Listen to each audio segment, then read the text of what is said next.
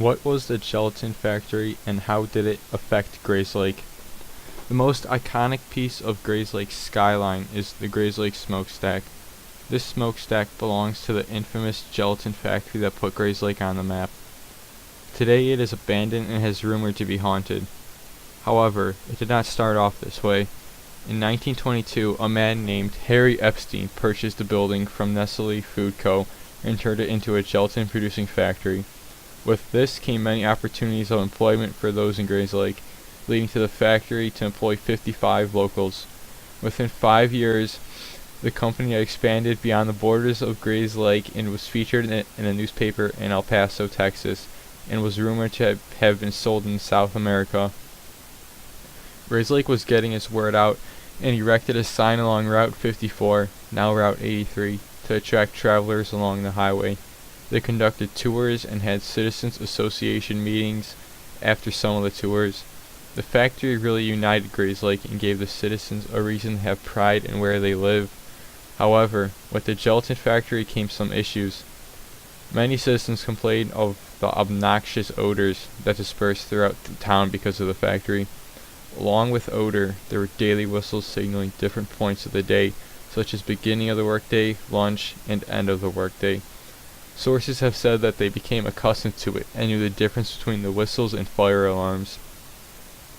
Also, there were concerns with the pollution caused by the factory due to insufficient treatment of waste products. Third Lake complained that their lake was being polluted since the waste follows into Third Lake after Gray's Lake. However, the factory soon signed a sewage pact that helped to lessen the issue. Overall, the gelatin factory had a big impact on the daily lives of Gray's Lake. From putting Gray's Lake on the map to enticing the many senses of the citizens, such as smell and audio, the gelatin factory helped build Gray's Lake into what it is today. For our project, we also interviewed a local Gray's Lake resident, Judy Elfering. She was a child when the gelatin factory was still in business, and she lived on Lake Street. She recalls that there were 4,000 people in Gray's Lake at the time, and Mr. Epstein owned a lot of the land, but when he died, the farmland was split up into subdivisions, and Gray's Lake came to be what it is now. She didn't know anybody who worked there, but knows it must have been people around town. On the contrary, her father knew the Epstein family very well, and when the winds carried the smell, her mother would say to her father, quote, "You better tell Mr. Epstein to change his flavoring," quote. The odors were strong and unpleasant. There were farms near Gray's Lake where they raised the pigs that the gelatin was made out of. And she also said that the gelatin was not just jello, but kind of used to make things sticky. It was like jello, but without the flavoring. She also distinctly remembers seeing the containers, which are currently on display at the local Gray's Lake Historical Society Museum and in the grocery store.